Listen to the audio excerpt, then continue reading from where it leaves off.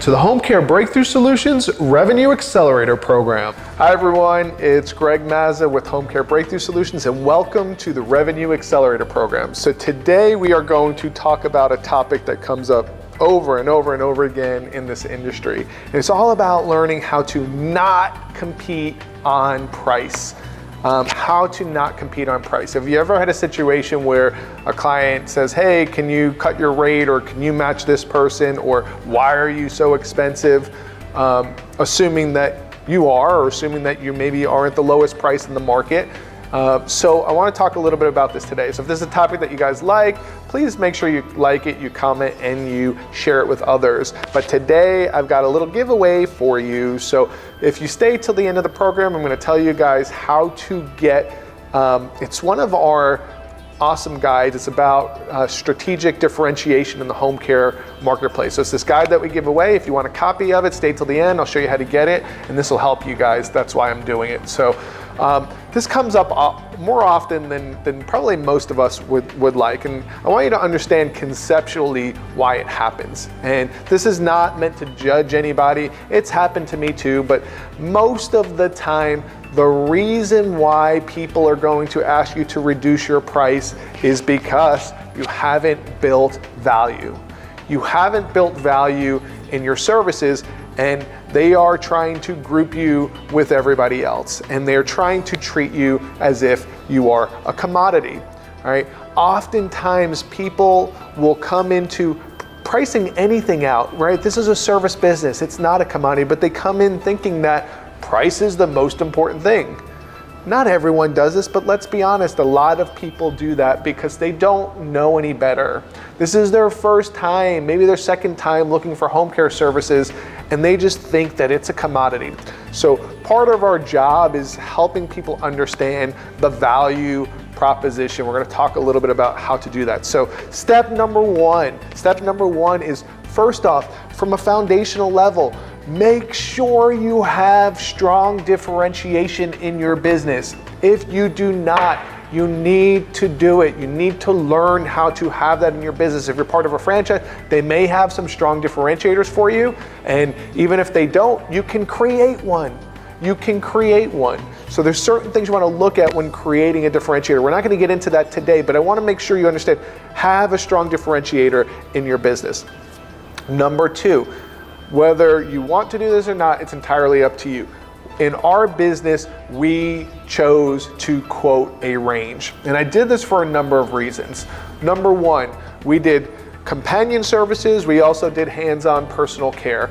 So sometimes people say, I just need a sitter. And then you start to talk and you start to go out there, and then you realize, like, all right, they need more than a sitter. They need someone that can do hands-on care. They need a CNA, they need a home health, and maybe even a nurse. So typically what we would do is we would quote a range. I'm doing that because if I quote them one thing and then all of a sudden I'm like, but it's $2 more per hour, there tends to be a little bit of pushback. I thought you said this. All right, that's reason number one. Number two is that we're not a commodity. Guys, you hear me talk about this in a lot of videos. We're not a pen. If I was gonna go buy a pen somewhere, I don't mind paying, I don't want to pay 5 cents more at Staples versus Office Depot or vice versa. I want to get a deal on a pen.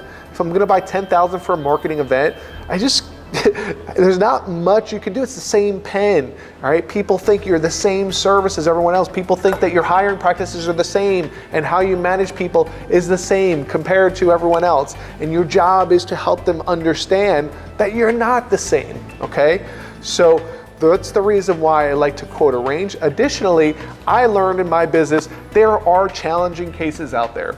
There are cases where you have a much more difficult client.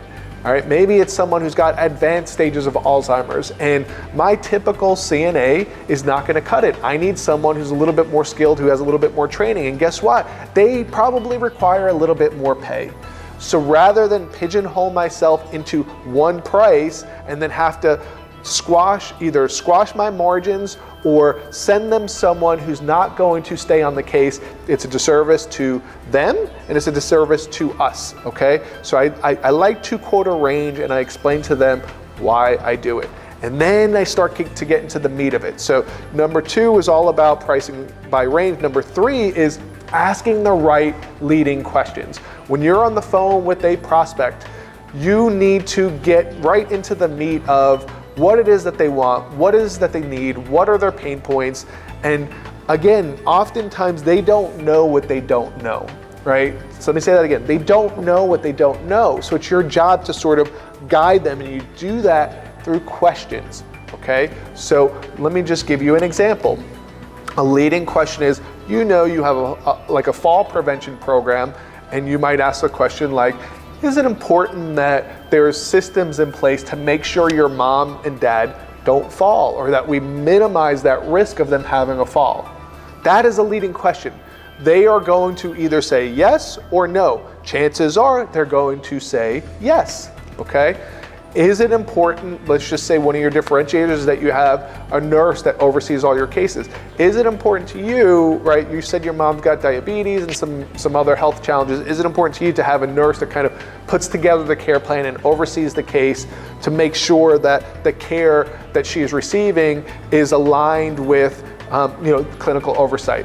They are either going to say yes or they're going to say no, but the chances are they're going to say yes. That is a leading question, okay? So you want to make sure you're asking the right questions, because as you're going through this process, they're telling you what they want, but you're leading them to the answer, okay? And in their mind, they're like, oh, okay, yes, this is important, this is important. All right, number 4, you don't want to be the person who just like, blah, blah, blah, blah. These are our differentiators. We've got a nurse on call, we're Joint Commission accredited, we are on call 24/7, we have the best caregivers, our customer service is awesome, right? Everyone says that. So you want to use these differentiators and communicate these differentiators in a way where a person doesn't feel like they're being sold to. No one wants to be sold to. So when you're going through this process, you want to communicate your differentiators in a way where people start to integrate it on a deeper level. So instead of you saying all of these things, you might share an example of how your differentiator benefited someone. People love stories, and there's science behind the power of using that in your business. You might say something along the lines of, so they've already told you some type of fall prevention is important to them. Now we get later in the conversation, after we've done our job of asking the questions, we might say something along the lines of, hey, you know what? There's different ways to approach this, but you say, we were working with this one client where before they started utilizing our services, they were in and out of the hospital like 5 times because their mom and dad had been falling. And thankfully, he only had a broken wrist. I know that's not fun at all, but once we got them on service, we started to do this, this, and this, which this, and this is the things that you do in your fall prevention program. And they've been on service 6 months. He hasn't had a fall since we've been there. It's been amazing, and the family is like so relieved, because now it's like, falls is the leading cause of injury death in older adults, and now they're just like, they know that, and he was scared and the family was scared, but thankfully this is not happening anymore. So you've shared a story without just coming out and saying, yeah, we've got this fall program, and it's awesome. Right? So hopefully that makes sense for you guys, because if you go through these 4 steps in the process when you're starting to build value and present value, if you really understand this and start to implement this in your business, I promise you less and less people are going to ask you to compete on price, because you've done such a good job of building value, and now they see, oh, I see why they're $22 an hour or $25 an hour versus this company that's $16 or $18 an hour. If all else fails and you've done all of this stuff and people are still wanting to compete on price, someone in our group, Greg, I'll give him credit, I got this from him, so I'm borrowing it, Greg, because it's pretty cool. He says, they say, why are you priced so high? I say, listen, it's important, quality care is important, and I won't compete on price. I will compete on quality any day of the week, but care for my clients is not something that I'm going to cut corners on. So I love that, and I'm using it because it helps explain why you're priced higher, and people can understand that good care costs a little bit of money. okay? Good care costs a little bit more money. You'd rather be the person that's competing on value than the person that's competing on price. So hopefully you guys like this. If you do, please like it. I want to hear your comments. I want to hear, are you doing any of this? Is there anything else that you do to help reduce the amount of time that you're having to compete on price? And my gift for you, okay? So I am going to, in the link below, I'm going to have a link where you guys can get a copy of the strategies for differentiation in your home care business. Hope it helps you. Thanks so much, guys, and I hope we help you have your next home care revenue breakthrough.